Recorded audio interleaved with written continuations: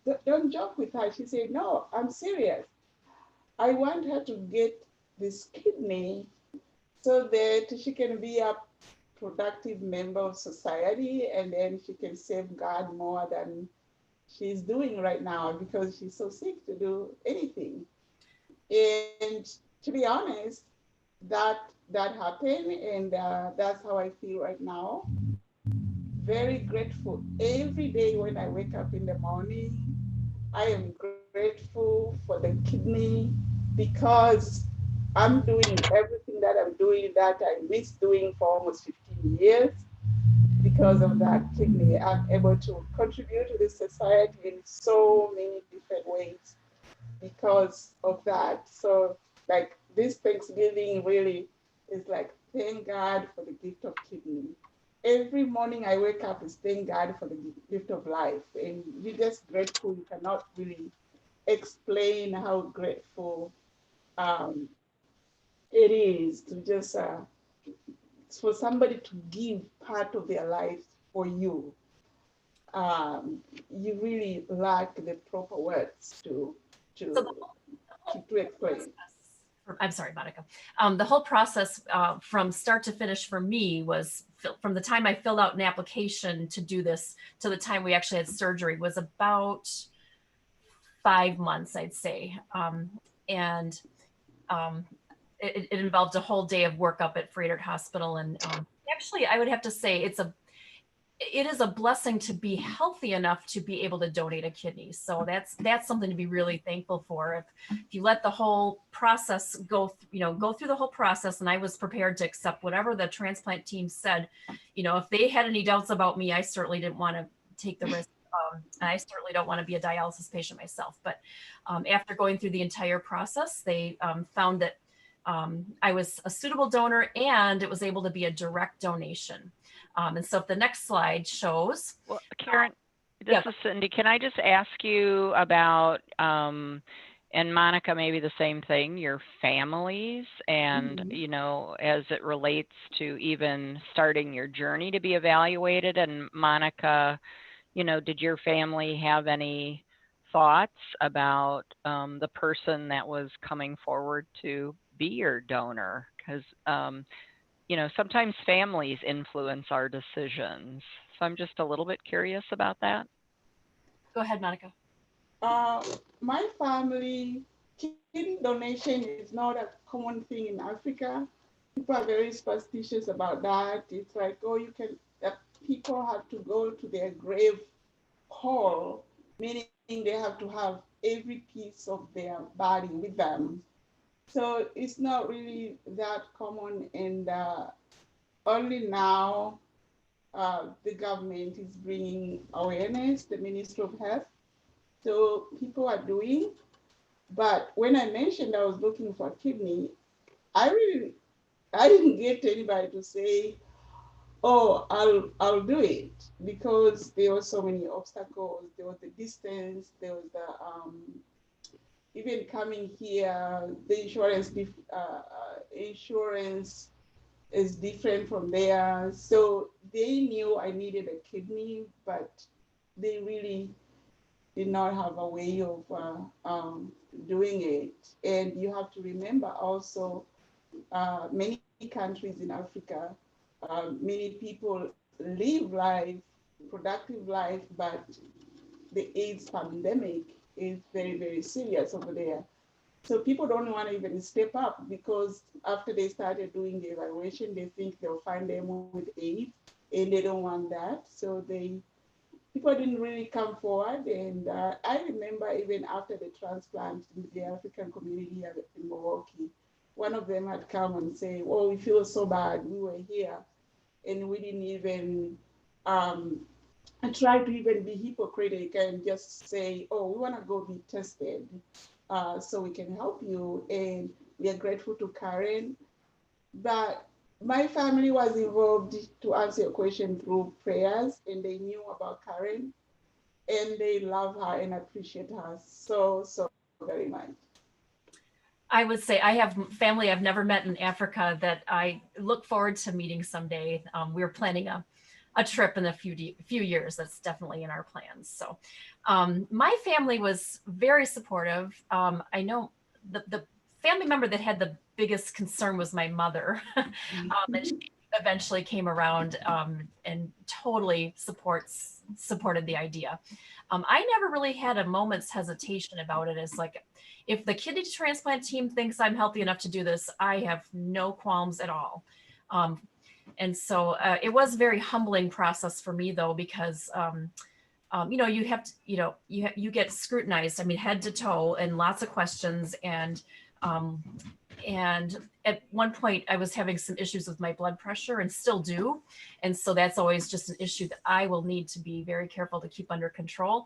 And so that's kind of, you know, it's for me, the donation is an added incentive to be really healthy and do healthy things. So, and I feel like, it wasn't an undue risk. I feel very good about it. So the next slide actually shows. Just right there, Karen. So Cindy, I'd like to say that before our surgeries, so my sister, one of my sisters was able to fly from Tanzania to be with us, to be with me for about a month. And then after the transplant, first of all, I got to meet Karen's parents, sisters, and everybody. And then that same year after transplant, I was invited as a new member in the family. So I'm a family member. I go to family reunion. I go to everything, and I feel really blessed. It wasn't just, okay, here's a kidney, bye-bye.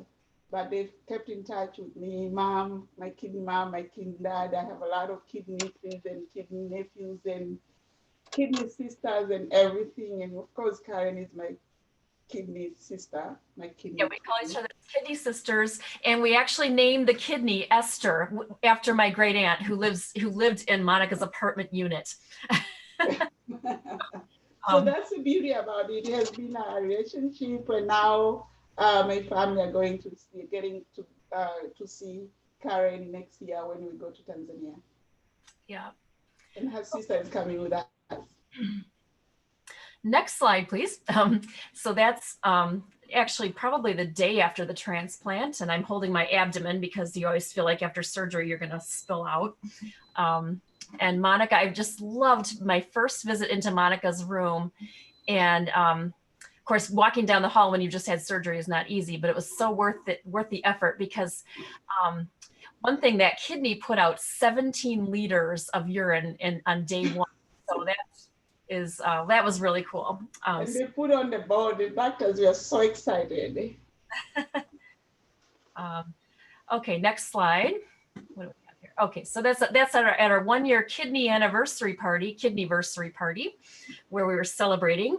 And then the next slide is, each of us wearing our African dresses. And by the way, we're each wearing dresses made in Africa, that Monica had made specially for me and her.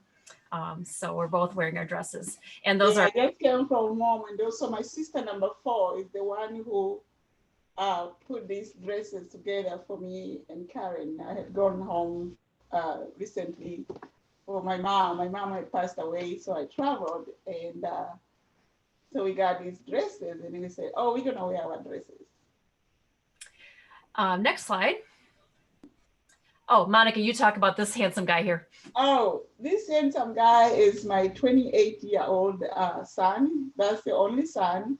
He came to my store I just say that, oh, I have something for you, a present for you. So he comes to my store and said, no, this is not a present I'm gonna buy. So he bought it and he put it on. So after the transplant, I had a hard time getting back to the workforce because it had been almost 15 years since I got out of work. My resume is old, myself, I'm old and everything. I have a doctor's appointment that I have to attend. So I came up with the idea that, oh, I know how to sew. I will start selling African stuff, different items.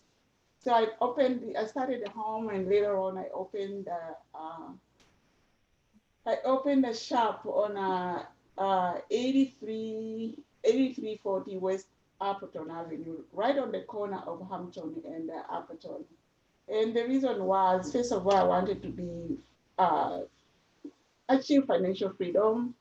And the other thing is, during the evaluation, the Kidney Foundation pray that they connect us with Help Hope Live. This is an organization that you go and raise funds. Maybe some of you used it who have received a transplant. So you go and raise funds. So I put my goal was to raise $50,000, and I never really reached there. I probably reached about 8,000. And for me, people had helped me so much. I didn't want to keep doing fundraising. And I said, if I open a shop, people can help me, but at the same time, they can get something back instead of just throwing their money for free to me all of the time. So that's how this came about. So my earrings are from Monica's shop, and my necklace is from Monica's shop, and I have lots of beautiful scarves. It's right in the former Kohl's building, which is now called Mungtown, in Milwaukee. And I think you're looking at e-commerce too, maybe. So yeah. Yeah, e-commerce and Amazon. Next slide. So yes, garden vegetables helped bring us together. So we like to think that our friendship was largely based on food. Next slide. One of the objectives was to just kind of showcase the information from the National Kidney Foundation website, kidney.org. Now I go to this website all the time for the professional tab. That there's a professional guidelines. They're called KDOKI guidelines, and dietitians, renal dietitians, all like absolutely love these guidelines because they're so helpful for our practice. But one thing I just wasn't quite as familiar with all the fantastic patient information on this website. So it was nice to be just to kind of remind myself what's there. So if you go to kidney.org and you go to the treatment and support tab and then click on nutrition, you can find just really good specific information for whatever stage of kidney disease that you might be in or someone you know is in, including transplant. And then there's a lot about kidney disease prevention. So the DASH diet stands for Dietary Approaches to Stop Hypertension. Basically, it's just a very whole foods based diet, kind of modest in the meat portions, rich in vegetables, rich in fruits, whole grains, dry beans, nuts, some low fat dairy. It's a diet that's actually rich in potassium, low in sodium, very heart healthy, and can also prevent cancer. So, you know, it just sort of fits all the chronic diseases we might be trying to prevent or manage. There's also a lot of information about plant-based diet, which is being more recognized. Plant-based proteins and maybe kind of more towards the vegan lifestyle can be helpful. Not necessarily, it doesn't have to be all or nothing, but I know I'm trying to incorporate more vegan into my diet just because of all the plant-based proteins being just healthy for my remaining kidney. And then for people who have to manage phosphorus or sodium or protein or potassium, there's just a lot of great information. And then the recipes that are there, you can filter them based on the stage of kidney disease, or if you have diabetes or you need low potassium, so you can kind of filter. So I chose some recipes from the website to kind of showcase here. So the next slide. That's a picture of the plate after I spent all of Saturday making a whole bunch of foods. Most of the things on here are from the recipes from the website. And even the chicken thing there at the bottom of the plate, it's like there's something on the website called Healthy Chicken Nuggets. That's not what this is, but it's almost identical to it. So that's another one available. So next slide. The first recipe I wanted to highlight was something called cauliflower au gratin. And by the way, the recipes that I'm kind of showing you here are, I understand there's going to be some links posted to the National Kidney Foundation site to, that you can get on the NKF Wisconsin site. So the links will be posted to these recipes, so you don't have to go hunting for them. And so, yeah, the cauliflower au gratin is just simply a head of cauliflower that I cut into little florets. And then it calls for a quarter cup of panko or of breadcrumbs, seasoned breadcrumbs, which I didn't have seasoned breadcrumbs, but I used the panko and I added my own seasonings. And then I also added, it also calls for 3/4 of a cup of Parmesan cheese. Now, one of the things I am really striving for in my own personal health to keep my remaining kidney functional, I'm restricting sodium. And that's something that most of us over the age of 40, especially if we have hypertension, especially, yeah, just for a lot of reasons, most of us over the age 40 really need to limit our sodium. And I aim for 2,000 milligrams a day, which is not hard to do if you're mostly eating whole natural foods in that DASH diet that we mentioned before. And so I really aim to adjust recipes to lower the sodium. This recipe called for low sodium Parmesan cheese, and I could not find that at Woodman's. And I think you could probably order it online, but what I did find was just this freshly grated Parmesan cheese, which when I compared that one to like just regular Kraft, I found that the freshly grated was less than half the amount of sodium compared to the more commercial processed kind. So I was pleasantly surprised. So the whole recipe that I made here with the 3/4 cup of Parmesan cheese had, I think I estimated 540 milligrams of sodium. Compared to if I had used the regular Parmesan cheese, it would have been like over 1,400 milligrams for the whole recipe. So I thought that was interesting to note that. Next slide shows the finished product. And this one went over very well with my teenage daughter. She thought it was really good. So next slide is pumpkin pepper hummus.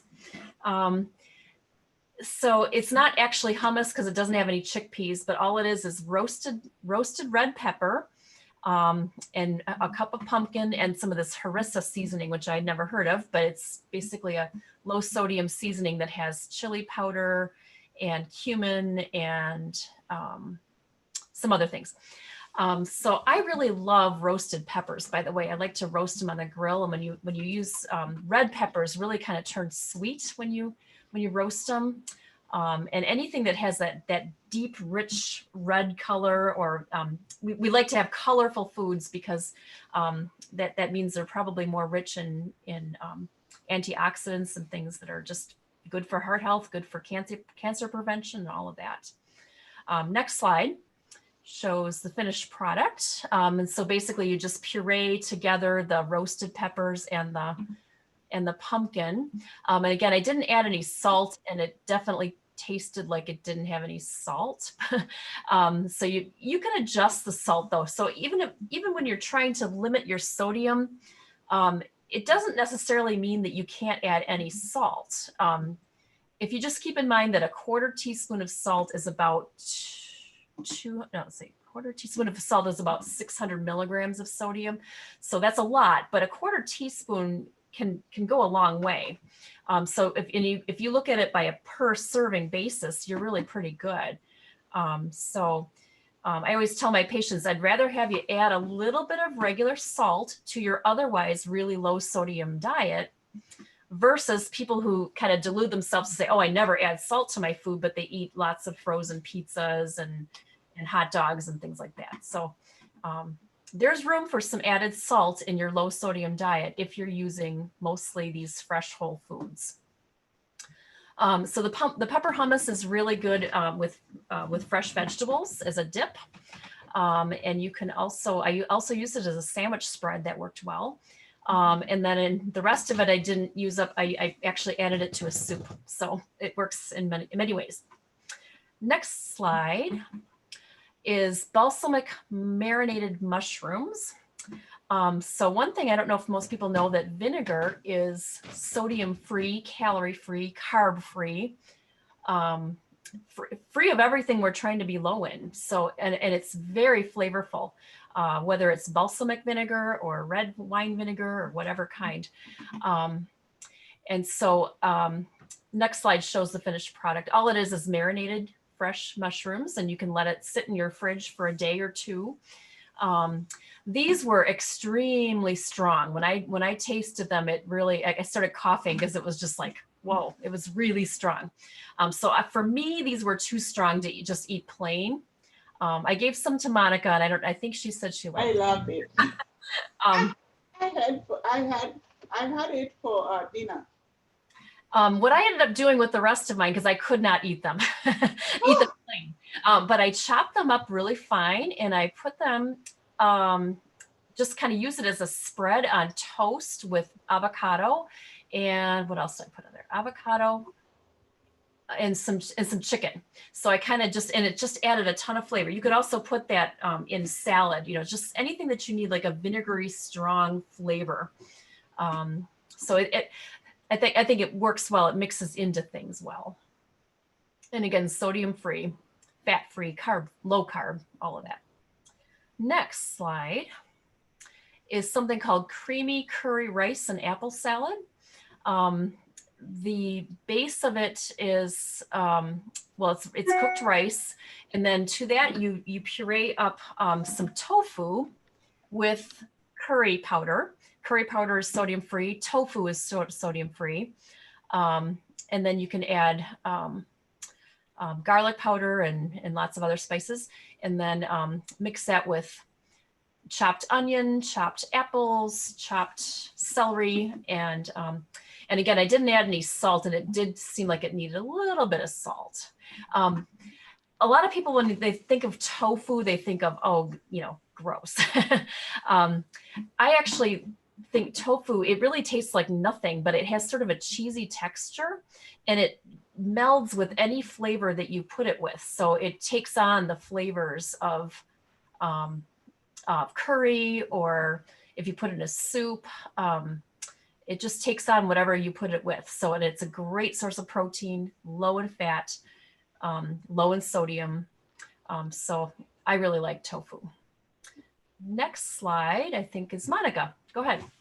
So that's my Tanzania pilau. We eat a lot of starch, and you can see there's a chicken, but that's organic chicken, which I'm able to get over here as well in Hmong stores or African stores. You can get it. The recipe is real long, but pilau was brought to us. It has a history. It was brought to us by the coming of the Indians for the railroad in the 13th, 14th centuries. So it came to Zanzibar, and Zanzibar is still there to this day, and it's called a spicy island. So pilau is a mixture of a lot of spices. There's cumin in there, there's a cardamom, the ground coriander seeds, there's a ground black pepper, ground cinnamon, ground cloves. Sometimes people add bay leaves, they add coconut. So basically how you do it, you soak your rice, boil the meat first separately, and then later on you fry a lot of onions, and then you add garlic. After a while, you put, when they are brownish, you put water, and then the water boils, and then you put the rice.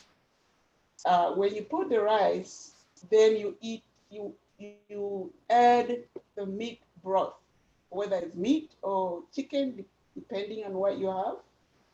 So you add it, and then you just cover, you let it simmer, and all the spices goes in there. It may not sound like healthy, but truly what makes it healthy is because you grow it we grow our own food, and the meat is fresh, is not processed or preserved. So that makes it very, very healthy. So even when I go home, I get to eat everything. You know, when I come back here, I'm thinking, oh, my labs are going to be really bad. But every time I've come from home, my labs are just amazing. And because of its freshness. And I have a recipe you guys can try, and it's really good. And we cannot fill our stomach really with just vegetables, so that's why we eat a lot of. I grew up eating a lot of grains, starch. So I still do eat starch, but with a lot of vegetables even over here. Next slide. I think, right? Any question?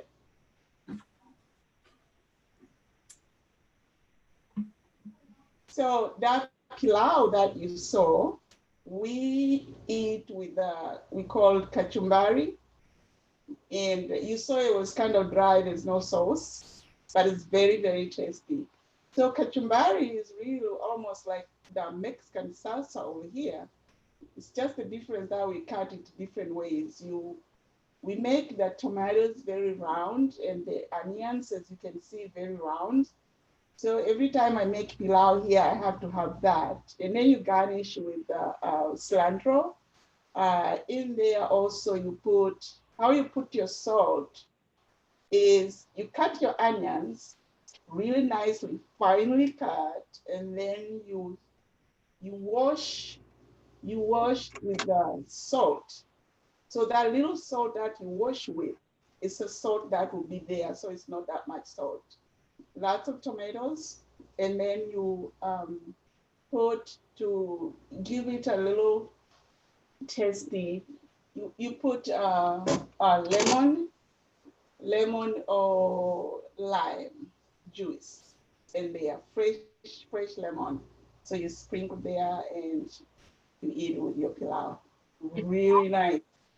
Just adds some, oh, it's just that cilantro in there just makes it taste so good. One thing I just want to interject really quick here. I love Monica's cooking and how, if you notice, the meat in her dish is really more like a condiment.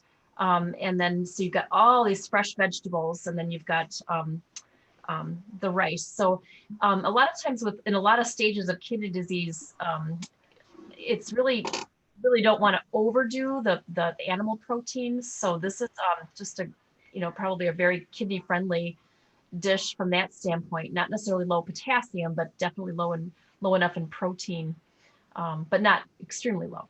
So next slide, John. So this is my pasta. So this is something I learned to do over here. Back home, you cook, you mix with your meat and everything. So over here, I was trying to be healthy, and really it helped a lot. So I cut all these things. You can see there's a lot of carrots, green pepper, onions, red onions. You got zucchini, and all the things that really cauliflower.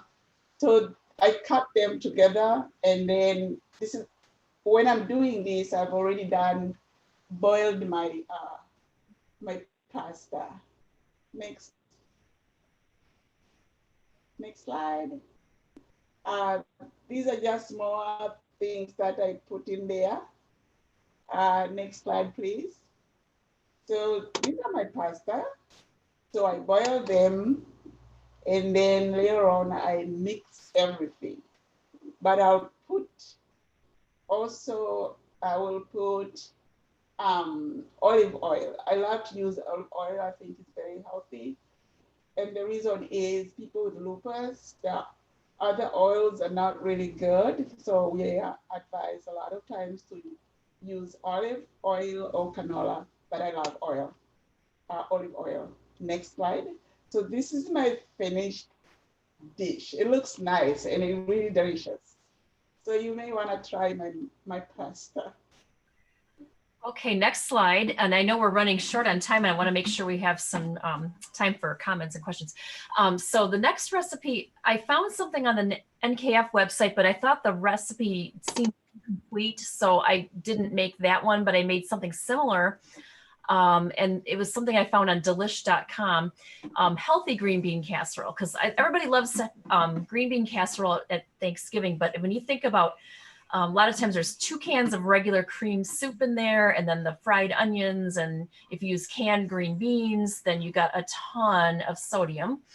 And so this is using fresh green beans that you boil for 3 or 4 minutes, and then you plunge it in an ice bath, which is what you see here. Next slide. Next slide. So then you make a roux, and the roux calls for 4 tablespoons of butter, but I only used 2 tablespoons of butter, and it turned out really well. You mix it with some flour and some skim milk, and I used low sodium bouillon, chicken bouillon. And by the way, the low sodium bouillon, I think maybe on the next, actually go to the next slide, I think. Oh, no, never mind. One of the other slides I showed, I think, has some of this low sodium bouillon that I really like.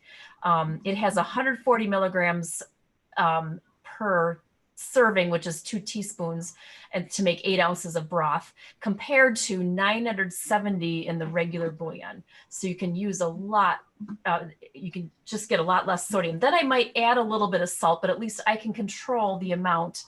And when I figure out how much it is in a per serving basis, I'll still keep it pretty low. Okay, so then I just sauteed some mushrooms and onions together, and then I mixed all of that together. And on the next slide is the onion topping. Instead of using the fried onions, this one calls for some breadcrumbs and some sauteed onions, and a little bit of Parmesan. Well, I can't remember if there's Parmesan cheese. And then you just put that on top. And the next slide shows the final product. And my teenage daughter thought it was wonderful. So that was a success for sure. So that can be your alternative to the cream soups and the canned beans and the fried onions. Next slide. So the last thing I found, and I was really excited to show pomegranate seeds until I read something on the NKF website. So I love pomegranate seeds because I just love the color. I'm not as much of a cranberry person, but I think they look Thanksgiving-ish. They're the cranberry color, but they're sweeter. They're kind of a sweet and tart. And so the best way I found to do this is to just score it with a little bit with the knife. Don't cut all the way through, otherwise you'll damage a lot of the seeds. You'll have juice everywhere, but just core it and then, quarter it, pull it apart, and then you have a bowl of water. And when you kind of loosen the seeds in the water, then all that white stuff kind of floats up to the top. And so it just keeps it cleaner, I think. But one thing I did not realize until I read the NKF website is that pomegranate seeds are not necessarily recommended for kidney transplant patients because of an interaction with some of the meds that you might be on. So I have to just say that maybe just if you have had a transplant, maybe check with your pharmacist and your physician as to whether you should be eating pomegranate seeds or not. So I certainly don't want to lead anybody to something that might be harmful to them. So, but if you're not on those meds, it's a very healthy source of fiber and vitamin C and antioxidants and cancer prevention, prostate cancer specifically. There's some evidence of that. So, and that's all that I had to show. And I think we've got some time for questions or chat here. Yeah, and feel free to, this is Cindy, feel free to unmute yourself. I think we're a small enough group, but all I can say is you both made me hungry. We shouldn't have these programs at 6 o'clock, at the end of the day before because it would be like, no, that green bean casserole, Karen, that just looked amazing. I know. Thank you. Yeah. I was over her house yesterday and I had for dinner. She gave me some and I had for You know, it was just really good.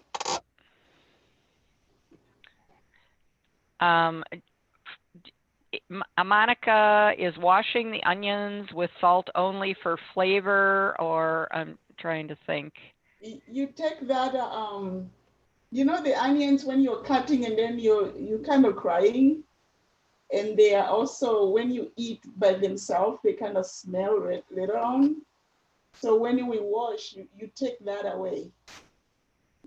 Yeah, that was from our someone in the chat. So I'm sorry, it wasn't my question, but actually it's a great question, because I was kind of wondering that myself. So yeah. What other questions or comments? I mean, it's clear that you ladies put in a lot of interesting thought to these recipes. Questions from anyone?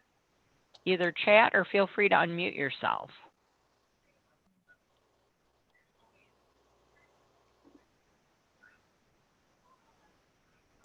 Everything looked really good. And welcome, Sue. Are you rushing out to the grocery store soon, or? I don't go to the grocery store. I'll have to order it online. Oh, good. Yeah, it just makes me, I think one of the reasons I really love what I do is because I really find that people who are managing multiple chronic diseases, a lot of times it's diabetes and it's heart problems as well as kidney disease. And you can just feel, it's really, can make people feel really down and really depressed. And you feel like you're losing control of your health. But really things you do with your diet can just put that control back in your hands to a degree. I mean, you can't change necessarily the chronic condition of it, but you can certainly manage it well and maybe prevent more serious complications. So Karen, I'm kind of curious, and Monica too, how, let's say, sharing recipes, but what it occurs to me is, especially Monica, some of the dishes that you shared with us would create a new conversation if you brought those, you know what I mean, or if we were sharing those, and creates a conversation perhaps about culture and tastes and or traditions. Karen, I don't know, maybe comment, you know, they say food is medicine, but to me it seems that food is a way to bring us together too in a different conversation. I don't know what. It's very true, actually.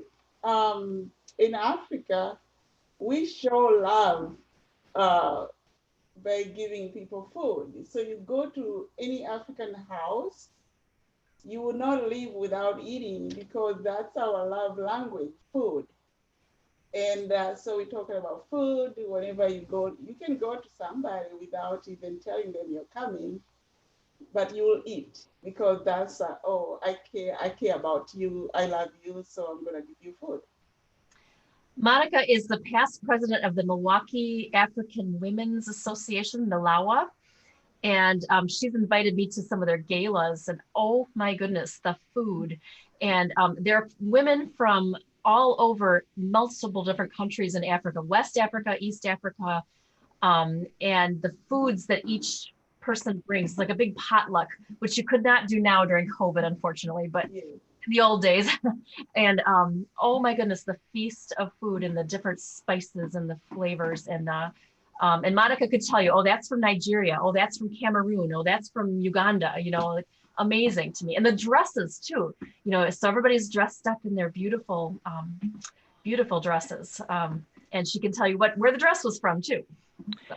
And so there's a question that came through on Facebook, Karen. It says, how were you compatible if you were A and Monica is O? I thought O could only take or give or take to O, it says. Good question. And that was a shock to all of us.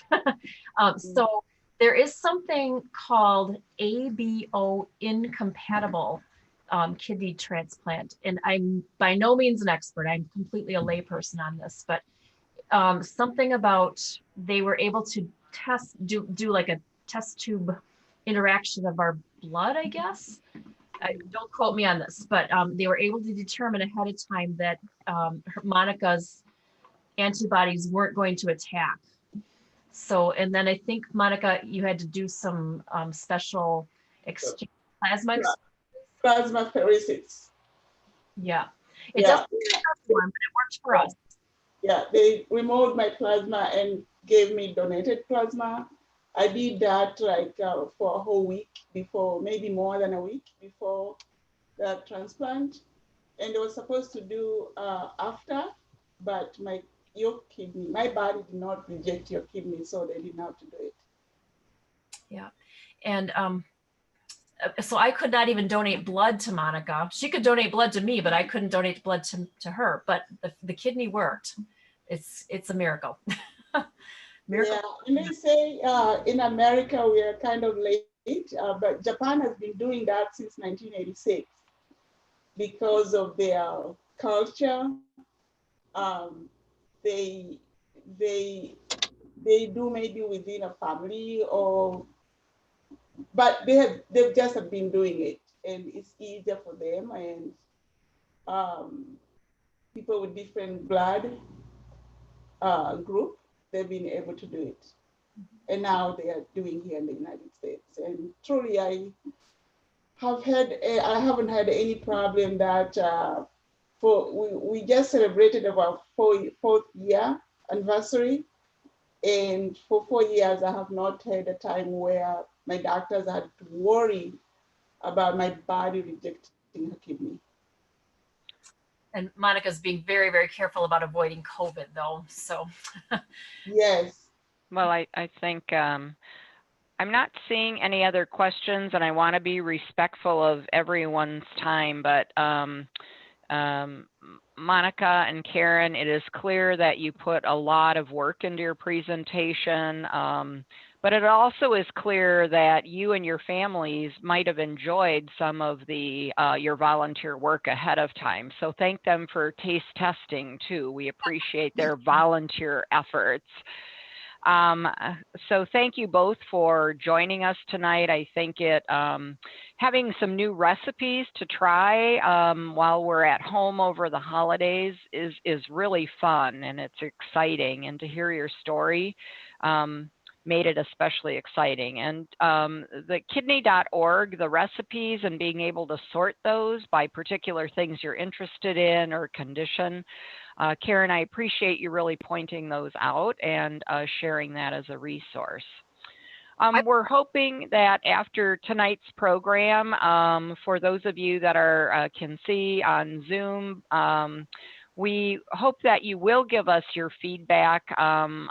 You'll get a survey link tomorrow, and if you could take a few minutes. The volunteers on our board of directors, myself, here as staff, we want to make sure that programs are designed that meet your particular interests. I know that it really does help people, and especially now in our virtual world, because we might not have an opportunity to interact as much as we might if we were gathered in a room. Please take a moment, if you can, to let us know. Compliments, suggestions, etc. But I know Monica, Karen, myself, we'd love to hear from you. Next slide, please. I'm excited to announce the dates and our topics for our first 3 programs in 2021. So I'm hoping that you'll note those. All of the programs do start at 6 o'clock. They will be available on Zoom, and we will, of course, use Facebook Live. It helps if you follow our Facebook page, the National Kidney Foundation of Wisconsin. But I'm very excited. We will have another donation-related story and an at-home presentation relative to fitness. And that will be by Orange Theory Fitness, which is a nationwide fitness company.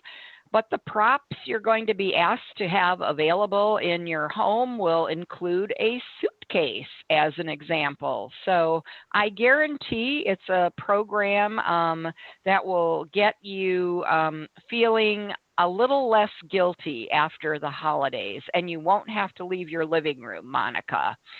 So as you can see, all of our programs at the beginning of 2021 are on Tuesday evenings.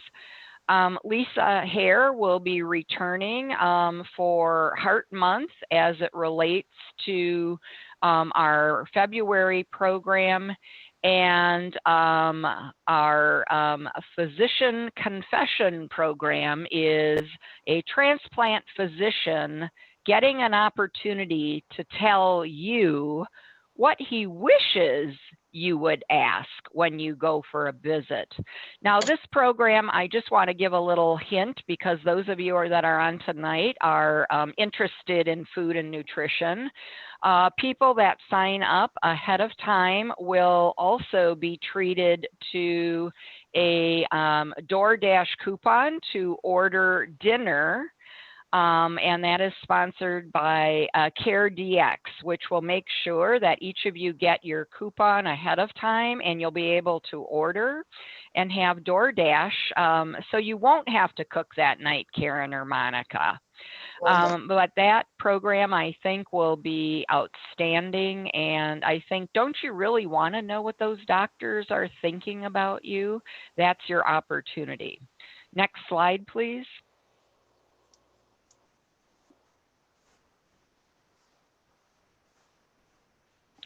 Next week, we have a great program, and those of you as transplant recipients and donation advocates, please spread the word. We have a group at the National Kidney Foundation called Living Donors Together. It is a virtual support group. They have a private Facebook page, etc. So I'm sorry, John, could you go back to the other slide, please? I just want to highlight. Next week's program will feature living donors who gave to either a non-relative, so similar to Karen's gift to Monica, or they gave altruistically, so they didn't really have anyone in mind. But I think hearing their stories is always inspirational. So if you know someone potentially who is waiting, if you know of an individual, let's say a person like Karen, who is a generous, kind person who just wants to give to others, please invite them to that program. They'll get to hear, if you will, real people and why did they give. And as you know, the number of people waiting for a kidney across the country, but here in Wisconsin, one of the only ways that we as advocates are going to help those individuals get kidneys is by promoting awareness of living kidney donation. So even though, Monica, let's say you're a recipient, please let others know. If you have social media, just let them know about this program, because you never know who they know as it relates to individuals that might be potential living donors. Next slide now, please. Thank you, John. And the Living Donors Together group has great programs planned also for 2021. The March program is an especially, I think, timely program in that it will focus on donation, organ donation, and in the minority community. And we're very lucky that we will have guests from Versity, the organ and procurement organization, and we will have some recipients and living donors who are members of various communities of color who will help educate us about how we might better promote donation. The February program is going to be a very interesting social program, if you will. And the January program will be sharing more living donor stories. So our Living Donors Together group has, again, its own Facebook page, but also offers great virtual seminars. So I want to invite those of you, again, you might just help us spread the word. So again, if you have social media, anything you can do to promote our programs is greatly appreciated. Next slide, John. Just as a reminder, tonight's program has been recorded. We will also post the PowerPoints. And so again, this is something you can share, you can certainly review, but please feel free to share this program, and I think along with the recipes, which we'll have posted. So again, thank you all for joining us. The Living Well Before and After Transplant programs have been going on now for almost 20 years.